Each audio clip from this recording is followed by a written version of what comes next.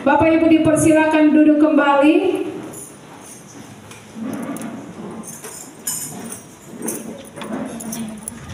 Ya, puji Tuhan. Shalom. Shalom, shalom, shalom. Yes. Sekali lagi shalom. Shalom, shalom, shalom. Yes. Iya, puji Tuhan. Apa kabar Bapak Ibu semua? Ya, luar biasa.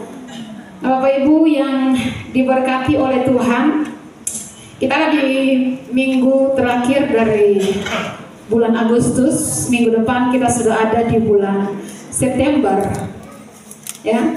Dan saat ini firman Tuhan, kita akan sama-sama mendengarkan kebenaran firman Tuhan. Saya tahu bahwa hari-hari ini semua jemaat pelayan Tuhan sedang dimurnikan oleh Tuhan, sedang dibersihkan oleh Tuhan, sedang terus dibentuk oleh Tuhan. Amin.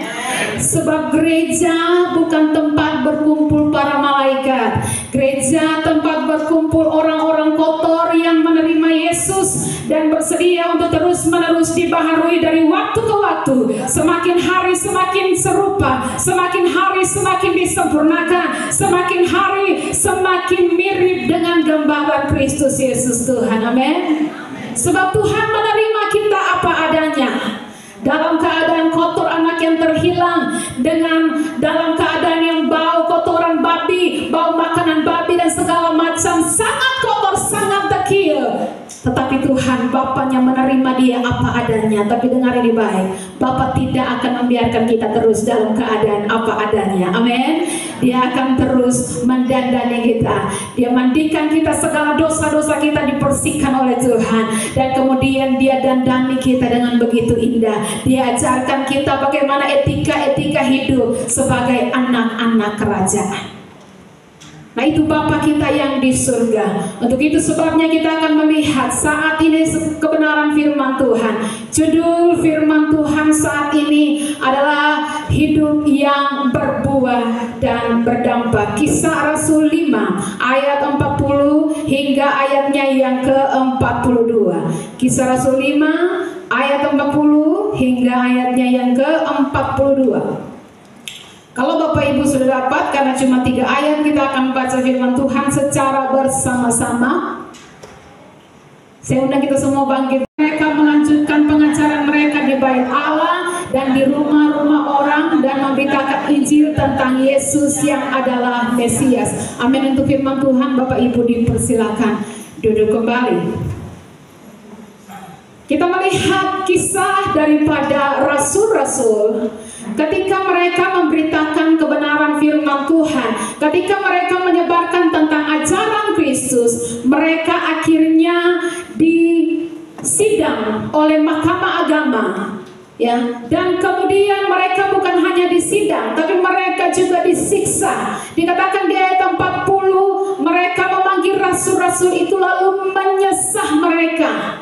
Ya, menyesal mereka, disiksa dengan cambuk, dan itu daging berdarah-darah, ya, tulang bisa kelihatan kalau disesah. Tapi Alkitab berkata ketika di ayat 41, rasul-rasul itu meninggalkan sidang mahkamah agama dengan gembira karena mereka telah dianggap layak menderita penghinaan oleh karena nama Yesus. Tidak hanya setelah selesai disiksa berdarah-darah, mereka tidak mempersalahkan Tuhan, mereka tidak kemudian kepahitan, tapi yang terjadi adalah ketika mereka dilepaskan setelah disiksa karena memberitakan firman Tuhan, yang terjadi mereka meninggalkan sidang mahkamah agama dengan gembira, disiksa gembira, disesah gembira. Kenapa? Karena mereka telah dianggap layak menderita penghinaan oleh karena nama Yesus. Apakah cuma sampai di batas mereka gembira? 42. Setiap hari mereka melanjutkan pengajaran mereka di bait Allah dan di rumah orang, di rumah-rumah orang, dan memberitakan Injil tentang Yesus yang adalah Mesias. Kristen sejati punya moto jelas: semakin dilawan, semakin menyala untuk terus menyelamatkan yang hilang. Amin. Semakin dihambat, semakin berkobar-kobar semangat kita. Petrus dan para rasul pada saat itu disiksa, disesah, ya. Tapi mereka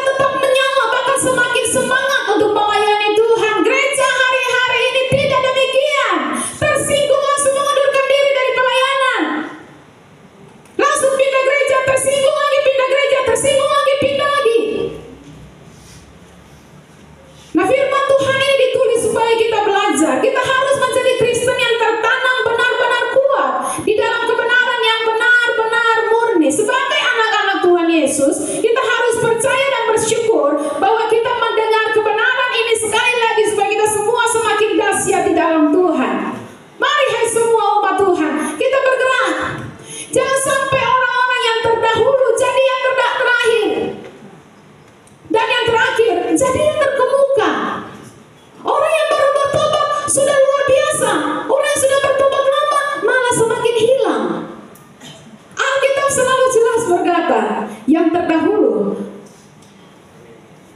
ya akan menjadi yang terkemudian. Ya, jangan sampai yang terdahulu jadi yang terakhir dan yang terakhir jadi yang terkemuka. Ingat bahwa ketika minggu kemarin Bapak Gembala sampaikan firman Tuhan tentang bagaimana kita harus berbuah, ya, sebab kehidupan yang tidak berbuah itu adalah kehidupan yang percuma.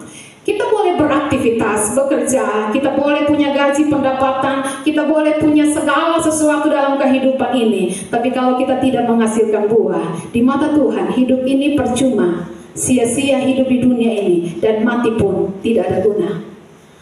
Ya, makanya Alkitab katakan, Tuhan perintahkan untuk umatnya harus memberitakan Injil. Memberitakan Injil bukan hanya tugas para pendeta. Amanat agung itu tugas bagi semua orang Kristen, karena setelah Yesus memberikan amanat agung kepada murid-murid, dikatakan bahwa segala sesuatu yang telah kuajarkan kepadamu, ajarkan kepada mereka, termasuk memberitakan Injil.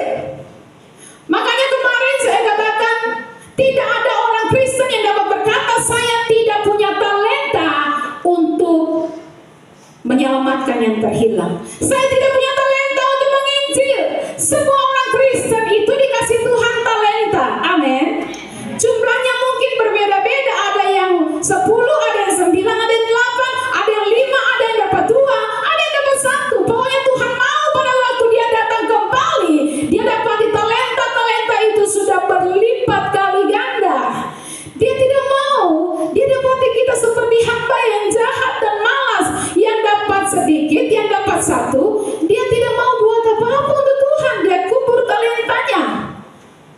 Ya, saudara yang malas berdoa, malas ibadah, malas pelayanan, malas bersaksi, malas menjangkau jiwa, kita termasuk dalam kategori hamba yang jahat dan malas. Matius 25 ayatnya yang ke-26. Matius 25 ayatnya yang ke-26. Demikian firman Tuhan, maka jawab Tuhannya itu, hai kamu hamba yang jahat dan malas, jika kamu sudah tahu bahwa aku menuai di tempat di mana aku tidak menabur dan memungut dari tempat di mana aku tidak menanam. Ya, hamba yang jahat dan malas, yang tidak mau berbuat apa-apa untuk pekerjaan Tuhan. Ini hamba yang jahat dan malas. Tidak cukup Tuhan bilang jahat dan malas, tapi di ayat 30 berkata apa? Ayat 30. Dan campakkanlah hamba yang tidak berguna itu ke dalam kegelapan yang paling gelap. Di sanalah akan terdapat teratap dan kertas gigi. Bukan cuma jahat dan malas, tidak berguna. Ini yang Tuhan bilang kepada orang yang tidak mau melambangkan talenta yang sudah Tuhan titipkan. Tuhan bilang hamba yang jahat, malas dan tidak berguna, ikat dia dan lemparkan ke dalam perapian yang menyala. Di sanalah terdapat teratap dan kertas gigi. Jadi hamba yang tidak mau berbuat apa-apa untuk Tuhan, tidak menghasilkan buah untuk Tuhan, Tuhan bilang itu hamba yang jahat, malas, tidak berguna. Saudara perhatikan ini. Jangan sampai ketika Tuhan datang kembali dia tanya, engkau sudah buat apa untuk gereja? Sudah buat apa untuk Tanimba? Lalu saudara berkata, saya tidak buat apa-apa. Saya hanya hidup untuk kesenangan saya. Yang penting saya senang dan saya menikmati hidup. Ya, malas, jahat, tidak berguna, lemparkan ke dalam perapian yang menyala-nyala alias neraka. Saudaraku, Tuhan sangat serius dengan pekerjaannya atau pelayanannya. Lalu Ibu Pendeta, pentingnya apa buat kita? Karena seorang anak Tuhan wajib membenci apa yang Tuhan benci dan mencintai apa yang disukai oleh Tuhan. Amin. Ya, jangan membenci apa yang Tuhan sukai dan menyukai apa yang Tuhan benci. Kalau Tuhan membenci dosa, kita harusnya menjadi orang Kristen anak Tuhan yang juga membenci dosa. Ya, kalau Tuhan benci kesombongan, kita pun harus benci dengan kesombongan. Kalau Tuhan benci dengan pesta pora, kita pun harus benci dengan pesta pora. Kalau Tuhan benci dengan kemabukan, kita pun harus benci dengan kemabukan. Ada seorang pendeta, waktu dia berkhotbah, Sopi di bawah mimbar. Mimbar bukan seperti ini ya Bapak Ibu, mimbar tertutup. Ya, jadi Sopi di bawah mimbar sambil minum air, ya. Jadi sambil berkhotbah pendeta mulai. Jadi Bapak Ibu Saudara, hidup ini kadang naik, kadang turun. Dia turun, dia minum. Dia berdiri lagi. Jadi umat Tuhan, hidup ini kadang naik, kadang turun. Turun, dia minum lagi. Ketiga kali waktu dia bilang, hidup ini kadang naik, kadang turun. Waktu dia turun, dia minum itu. Dia tidak naik-naik lagi. Orang kira dia sudah terangkat ke surga. Ternyata memang dia sudah turun. Ya, dia turun, tidak bangkit-bangkit lagi. Kenapa? Karena dia minum sopi yang benar-benar keras. Ya. Waktu kita konsul lalu, seorang ibu cerita, aduh itu hari Minggu, waktu hari Minggu itu kita lagi siap-siap mau ke ibadah pagi-pagi, Minggu pagi. Tiba-tiba saya lihat di muka penginapan situ ada satu bapak, dia tidur dengan baju hitam. Dia jas semua, dia tidur. Ini siapa? Ini siapa yang tidur di sini? Ya, kaki ada yang kenal mungkin kata, Bapak Pendeta ibadah sudah mulai. Bapak Pendeta masih mabok terlantar. Ya, masih mabok. Ada tidur jemaat, ada tunggu ibadah mulai, Bapak Pendeta masih on. Ya, nah kita harus menjadi umat Tuhan yang mencintai apa yang Tuhan cintai dan membenci apa yang Tuhan benci. Ya, yang Tuhan sukai apa? Janganlah hendaknya keracinanmu kendor. Yang Tuhan sukai apa? Jangan padamkan roh. Berbuahlah, labahkan talenta yang sudah Tuhan titip kepada kita. Talenta adalah segala sesuatu yang Allah berikan kepada kita, dan kita harus pakai kembali untuk kemuliaan Tuhan. Jadi kita tidak bisa bilang, Ibu Pendeta, kita sih ada pun talenta. Segala sesuatu yang Allah berikan kepada kita harus kita pakai kembali untuk kemuliaan namanya. Semua yang ada pada kita apa itu? Tenaga kita, waktu kita, kekayaan kita, latar belakang pendidikan kita, bakat-bakat kita, talenta-talenta kita, apakah bakat berbicara, bakat bernyanyi, atau bakat-bakat yang kita punya, semua itu dititipkan Allah dalam diri kita untuk kita pakai demi untuk kepentingan kerajaan Allah. Karena orang Kristen percaya kita lahir dengan telanjang, kita akan kembali ke kekekalan dengan telanjang. Lahir tidak bawa apa-apa, mati tidak bawa apa-apa. Kalaupun kita punya apa-apa dalam hidup ini, itu titipan Allah. Amin. Karena itu tolong dipakai untuk kemuliaan namanya. Ada seorang jemaat yang rindu melayani Tuhan. Dia datang kepada pendeta Rick Warren, penulis buku The Purpose Driven Life, dan dia minta untuk dilibatkan dalam pelayanan. Tapi masalahnya dia tidak bisa nyanyi tidak bisa, main musik tidak bisa, tidak pandai bicara. Lalu Rick Warren tanya, terus ibu bisanya apa? Ibu ini jawab, Pak, saya tidak punya talenta, saya hanya cuma bisa masak saja. Nah, Bapak Ibu jangan pikir memasak ini bukan talenta. Memasak itu talenta. Ada KKR besar, ada Natalan, ada Paskah, butuh makanan enak. Jangan buang duit kasih orang lain. Kalau bisa, dalam jemaat sendiri berikan makanan yang terbaik. Amin. Ya, menurut saya sekalipun kita di belakang layar, tapi upahmu tidak akan pernah hilang. Tuhan sendiri katakan, segelas air putih untuk seorang yang kecil ini karena dia muridku, dia tidak akan kehilangan upahnya, apalagi semangkuk soto panas-panas. Amin. Ya. Jadi tidak ada orang Kristen bilang saya tidak mau buat apa-apa untuk Tuhan, karena semua kita diberi talenta, memang berbeda-beda jumlahnya. Tapi sesuai dengan kesanggupan kita Tuhan berikan. Lukas 8 ayat pertama hingga ayat yang ketiga kita lihat. Tidak lama sesudah itu Yesus berjalan berkeliling. Yesus berjalan berkeliling dari kota ke kota. Dari kota ke kota. Dan dari desa ke desa. Dari desa ke desa. Memberitakan Injil kerajaan Allah. Iya. Ke-12 muridnya bersama-sama dengan dia. Dan juga beberapa orang perempuan. Perhatikan, beberapa orang perempuan yang telah disembuhkan dari roh-roh jahat. Yang telah disembuhkan dari roh-roh jahat. Atau berbagai penyakit, yaitu Maria yang disebut Magdalena yang telah dibebaskan dari 7 roh jahat. Yohana istri Kusa, bendahara Herodes, Susana, dan banyak perempuan lain. Perempuan-perempuan ini melayani rombongan itu dengan kekayaan mereka. Melayani dengan apa? kekayaan mereka. Saudara tidak bisa bilang, saya tidak punya talenta. Ya, perempuan-perempuan yang sudah dibebaskan dari roh-roh jahat ini, Maria yang disebut Magdalena, siapa lagi? Yohana istri Kusa bendahara Herodes, Susana, dan banyak perempuan lain. Perempuan-perempuan ini pada zaman itu, perempuan perkataannya tidak bisa didengar, perempuan tidak boleh berkhotbah, perempuan yang menyampaikan kabar itu tidak bisa didengar. Ya, nah perempuan-perempuan ini melayani rombongan itu, rombongan pemberita Injil Yesus dan ke-12 muridnya itu dengan apa? Kekayaan mereka. Tuhan sangat serius dengan urusan pemberitaan Injil. Makanya kita pun harus memandang serius pemberitaan Injil. Dukung pemberitaan Injil, dukung pelayanan, dukung pekerjaan Tuhan. Perempuan-perempuan itu tidak bisa bernyanyi mungkin, mereka tidak bisa berkhotbah, tapi mereka melayani Yesus, melayani rombongan murid-murid Yesus itu dengan kekayaan mereka.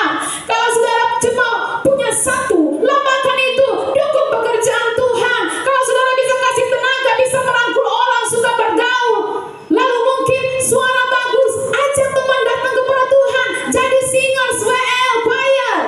Tapi kemudian sudah jadi singers, WL, bisa rangkul orang, saudara mau tergerak, kasih lagi persembahan untuk Tuhan, untuk mendukung pelayanan. Saudara gunakan untuk melayani Tuhan. 4 talenta, ya, terus dilambangkan.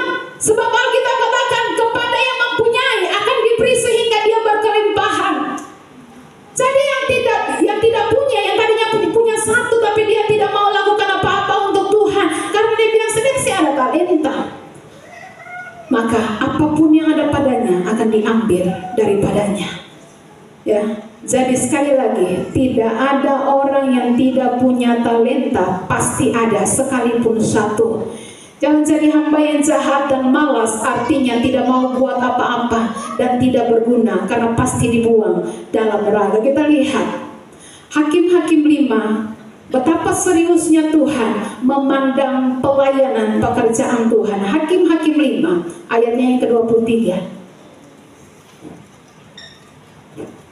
Kutukilah kota Meros, firman malaikat Tuhan. Kutukilah habis-habisan penduduknya, karena mereka tidak datang membantu Tuhan sebagai pahlawan. Ketika satu kota tidak mau membantu Tuhan, tidak mau mendukung pekerjaan Tuhan, dikutuk sama Tuhan.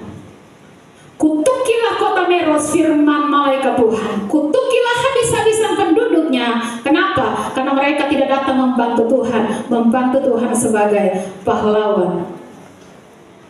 Ya. Mungkin ada di sini yang pernah dijamah Roh Kudus lalu berkomitmen, aku mau pelayanan. Tuhan, saya mau setia dengan Tuhan. Tapi kemudian sudah panas-panas naik ayam, 1 bulan semangat, bulan depan hilang dari peredaran. Yeremia 48 ayatnya yang ke-10, Alkitab berkata apa? Yeremia 48 ayatnya yang ke-10.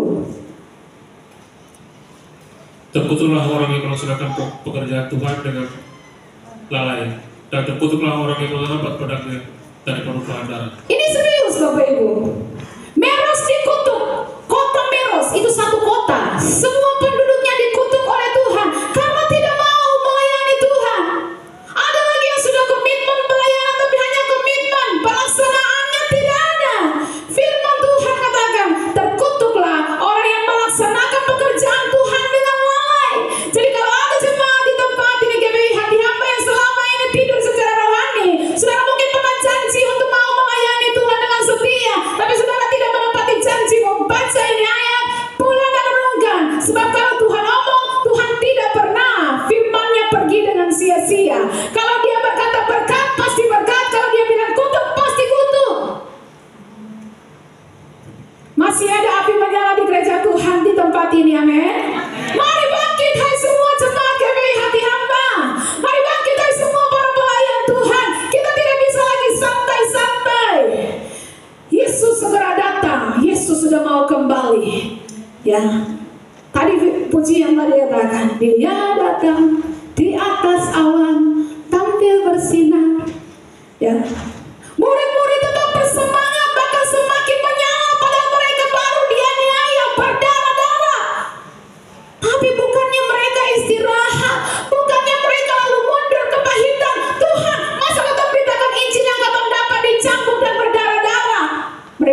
dengan gembira. Selanjutnya, mereka semakin menyala-nyala untuk Tuhan. Mereka melanjutkan pelayanan, mengajari jiwa-jiwa. Ya, ini baru tidak dihargai sedikit sudah ngambek. Beta di situ yang dihargai.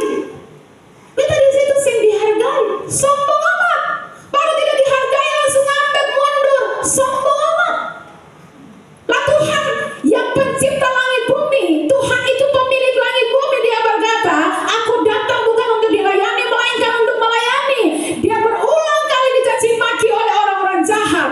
Tapi dia bilang apa? Kalau dunia membenci kamu, ingat bahwa dia telah terlebih dahulu membenci aku. Seorang hamba tidak lebih daripada tuannya. Ya, kita tidak dipanggil jadi bos, kita tidak dipanggil jadi tuan atau nyonya, kita dipanggil jadi hamba. Nah, kita melihat apa yang membuat murid-murid tetap setia melayani Tuhan, menyelamatkan jiwa-jiwa, tetap menuntun jiwa-jiwa, sekalipun harga yang dibayar sangat mahal. Darah mereka, nyawa mereka, mereka pertaruhkan untuk keselamatan jiwa-jiwa, karena mereka sudah menerima Yesus Kristus sebagai Tuhan dan Juru Selamat. Ya, mereka sungguh-sungguh beriman kepada Tuhan.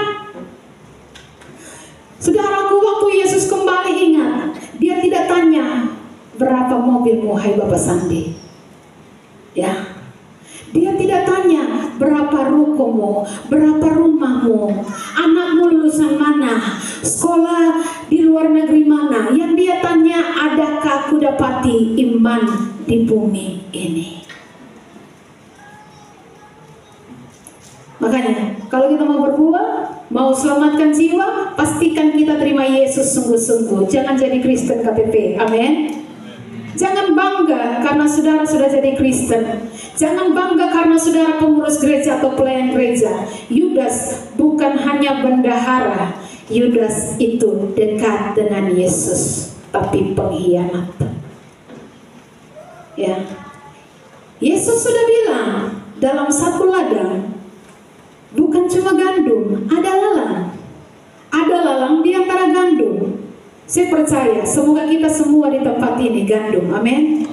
Yesus bilang, waktu aku kembali, aku akan pisahkan domba dari kambing. Domba di sebelah kanan, kambing di sebelah kiri. Saudara nanti di barisan mana?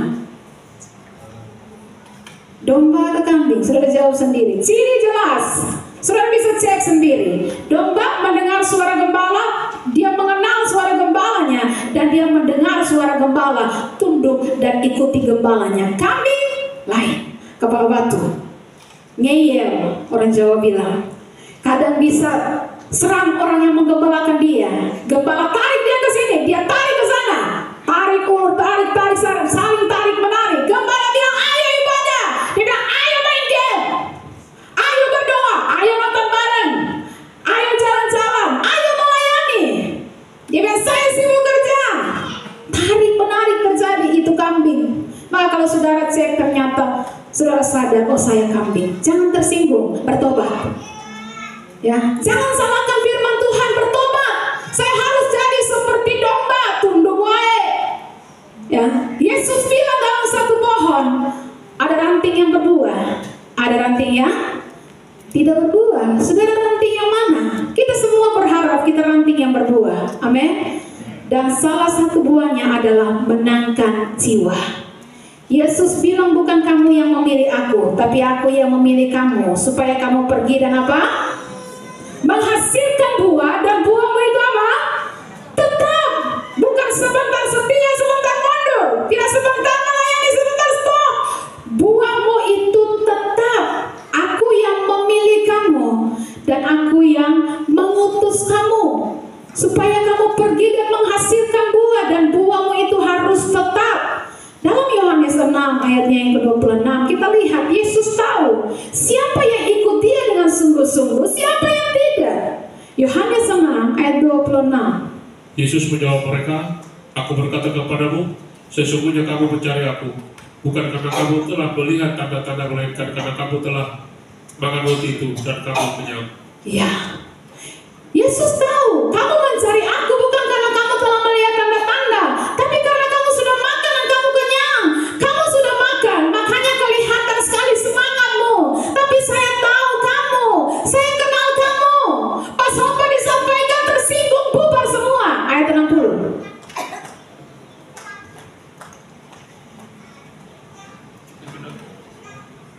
Sesudah mendengar semuanya itu, banyak dari murid-murid Yesus yang berkata, perkataan ini keras, siapakah yang sanggup mendengarkannya?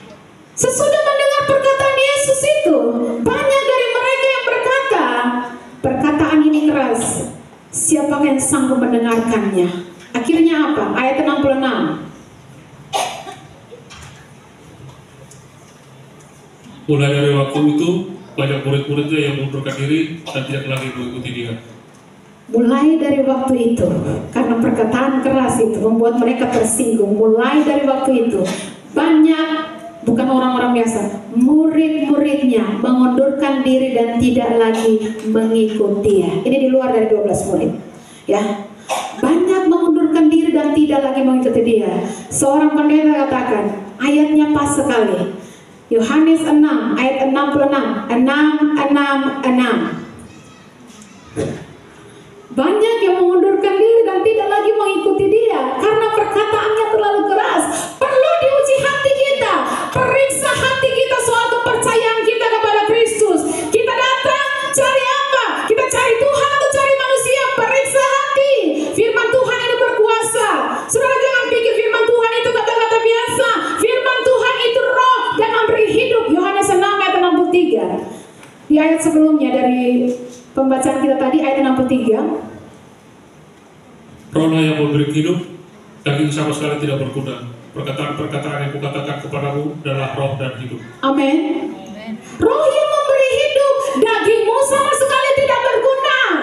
Jadi ketika firman Tuhan datang, belajar untuk terima. Jangan dengar daging kita, karena daging sama sekali tidak berguna. Perkataan-perkataan firman Tuhan yang kukatakan kepadamu adalah roh dan hidup. Saudara pikir firman Tuhan ini hanya omong kosong? Roh Kudus menghidupkan. Ya, jadi belajar untuk menghormati firman Tuhan. Benih baik ini yang harus bertumbuh, sebab iblis juga tabur di ladang yang sama, benih lalang. Maka yang suka tolak firman Tuhan pasti, bukan mungkin, pasti karena lebih buka telinga dan hati untuk si jahat. Keangkuhan manusia dipelihara, dibangun, makanya menentang firman Tuhan. Kolose katakan demikian. Ya, kami merubuhkan, kami berdoa merubuhkan setiap keangkuhan manusia yang dibangun untuk menentang pengenalan akan firman Tuhan. Ya, saya percaya jemaat di tempat ini kita bukan lawan, kita gandum, amin. Kita bukan ranting yang tidak berbuah, kita harus cari ranting yang berbuah. Kita bukan kambing, kita domba, ada amin. Inilah orang-orang, ya, ranting yang berbuah, domba, gandum adalah orang-orang yang pergi menyelamatkan yang hilang, yang terus berusaha melakukan yang terbaik untuk Tuhan. Pintar hafal ayat, pintar berkhotbah, pintar main musik mungkin bukan jaminan. Bahkan dalam sebuah buku kecil Mana Surgawi itu ya, ada satu perumpamaan ketika malaikat dan setan nonton KKR. Lalu malaikat gembira luar biasa, tapi setan juga tidak sedih. Setan cuma lipat tangan sambil senyum-senyum. Lalu malaikatnya, setan, saya sedih karena ada ibadah pada Tuhan tuh. Lalu setan bilang, aduh malaikat tenang, dong ini tuh 2 jam dengan Tuhan, 22 jam dengan beta. Ya, maksudnya mereka mungkin dengar khotbah, mereka mungkin dengar firman Tuhan, tapi masuk telinga kanan, keluar telinga kiri. Jadi setan tidak takut kalau mereka ibadah. Jadi mari, jangan jadi Kristen tanpa buah. Kristen tidak mau melayani Tuhan, Kristen tidak mau bertobat, Kristen tidak mau pikul salib, Kristen tidak mau selamatkan yang terhilang. Dengar firman Tuhan, harusnya kita langsung taat. Jangan suka tunda untuk bertobat. Amin. Nuh, waktu dapat tugas bikin bahtera usia 500 tahun. Tapi waktu dia dapat tugas, dia langsung melaksanakan. Dia tidak menunda-nunda dengan alasan kita seumur nih 500 tahun. Dia diperintahkan Tuhan bangun bahtera. Dia langsung taat tanpa menunda-nunda. Tuhan sedang mencari umat Tuhan di GBI Hati Hamba Som lagi, yang ketika mendengar firman Tuhan berbuahlah, jadilah berkat, selamatkan jiwa-jiwa yang terhilang. Tabur danamu, tabur tenagamu, waktumu, tabur talenta-talentamu. Jangan tunggu, jangan tunda, sebab waktu Tuhan singkat. penundaan itu dosa. Kita punya pelayanan setiap minggu di lapas. Saya sering bilang kepada warga binaan di lapas, saudara di sini dengar firman itu, bertobat, jangan tunda. Karena saya tahu Bapak Ibu semua warga binaan di lapas ini pernah bebas di luar, pernah hidup dengan bebas, pernah dengar firman Tuhan di gereja berkali-kali, tapi tunda untuk bertobat, tunda untuk taat pada Tuhan. Akibatnya masuk lapas. Nah, saya percaya Roh Kudus bukan hanya bekerja di gereja, Roh Kudus juga bekerja di lembaga pemasyarakatan. Karena itu ada juga orang-orang yang bertobat dalam penjara. Artinya apa? Kalau kita masih dengar firman Tuhan di gereja, jangan tunda untuk taat pada firman Tuhan. Sebab bisa jadi saudara kalau tidak bertobat di gereja, saudara akan bertobat di lapas. Ya, maksudnya apa? Masuk penjara dulu baru bertobat. Ya, kalau firman Tuhan sudah datang, kita anggap itu sepele, kita anggap remeh firman Tuhan. Jangan sampai tunggu masuk lapas dulu baru kita bertobat. Makanya saya bilang kepada mereka warga binaan di lapas, ya, jangan sampai sudah dengar firman Tuhan sudah di dalam lapas nih, tolong bertobat. Jangan sampai dokter vonis usia sisa 1 bulan karena kanker stadium akhir baru mau bertobat. Ya, mari serahkan hidup kepada Tuhan, tunduk taat kepada firman Tuhan, jangan tunda. Kalau Tuhan yang panggil kita, Dia tidak akan kerja setengah-setengah. Dia yang mulai, Dia yang akan meneruskan sampai seluruh rencananya tergenapi dengan sempurna dalam hidup kita. Amin. Dan rencana Tuhan selalu yang terbaik, karena Dia berkata, kita tahu sekarang bahwa Allah turut bekerja dalam segala hal untuk mendatangkan kebaikan bagi orang-orang yang mengasihi Dia, yang terpanggil sesuai dengan rencana Allah. Karena itu mari saudaraku, bekerjalah selagi hari masih siang. Alkitab katakan akan datang waktu malam di mana tidak seorang pun dapat bekerja lagi. Karena itu semua kita di tempat ini, mau jemaat lama kah, jemaat baru kah, dengar ini baik, berbuahlah. Buah apa? Buah pertobatan, hasilkan itu. Kalau kita benar-benar sudah bertobat, hasilkan perubahan hidup. Saya percaya tadi malam saya katakan di ibadah pemuda, ya. Kalau kita tidak mau susah-susah ikut Tuhan, karena kadang orang muda bilang begini, aduh, kalau harus jadi orang muda yang hidup dalam kekudusan tuh susah. Kenapa susah? Mau jadi orang muda yang bisa jaga pikiran tuh susah. Ya, untuk tidak nonton film porno tuh susah. Untuk bisa jaga kekudusan orang muda susah. Saya bilang kalau tidak susah, kalau gampang, itu bukan ikut Tuhan. Karena Tuhan bilang siapa yang mau mengikut aku, ia harus sangkal diri, pikul salib, baru ikut aku. Pikul salib tidak ringan. Pikul salib bukan sapanggal bagian lalu ketemu pikul akan berjalan dalam gereja, bukan. Pikul salib itu bagaimana kita taat kepada firman Tuhan sekalipun tidak enak ini daging. Tadi malam saya katakan di pemuda, sekalipun waktu pacaran cowok minta harus raba-raba, tapi cewek bilang jangan. Ya, saya tetap harus taat kepada firman Tuhan. Cowok pas putus itu pikul salib. Ya, enak kalau orang muda yang lain bisa hidup dalam segala hal, bisa lakukan segala macam kesenangan duniawi, tapi kita mengingat firman Tuhan dan kita lebih mengasihi Tuhan, kita tidak bisa hidup seperti itu. Yang lain bisa nyontek, kita tidak boleh. Yang lain bisa tipu, kita tidak bisa. Pikul salib. Ya, makanya kalau ada orang muda bilang kalau yang semenikah tuh enak, saya bilang mereka belum rasa salib dalam pernikahan. Iya ya, Ibu Meya, belum rasa salib dalam pernikahan. Rasa-rasa mau kas tinggal setiap, tapi Alkitab bilang sekali disatukan oleh Tuhan tidak boleh diceraikan oleh manusia. Belum rasa salib dalam pernikahan. Ya, suami kas tunjuk dia mau wajah asli, istri kas tunjuk dia mau tampang asli. Ya, maka suami ketika lagi emosi tinggi, istri hari Selasa ulang tahun WBI, semua umat Tuhan diundang. Iya ya, Ibu Sekretaris ya, semua jemaat Tuhan diundang. Ya, karena mau lihat wanita-wanita yang takut akan Tuhan, yang lebih berharga dari permata, dari emas, dan semua intan-intan yang lain. Amin. Nanti dong lagu paling bagus. Jadi Bapak Ibu mesti datang ya, hari Selasa jam 7 malam.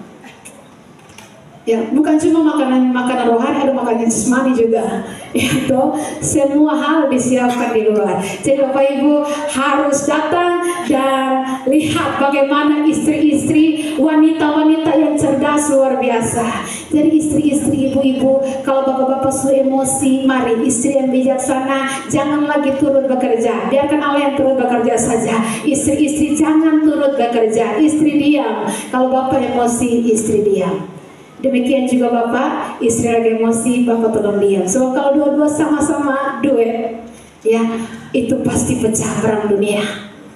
Ya, jadi kalau bapak-bapak sedang emosi, ibu-ibu ingat jangan turut bekerja dalam segala hal. Biarkan Allah yang turut bekerja dalam segala hal, itu untuk mendatangkan kebaikan. So kalau bapak sudah emosi, istri turut bekerja dalam segala hal, maka itu tidak mendatangkan kebaikan tapi kehancuran.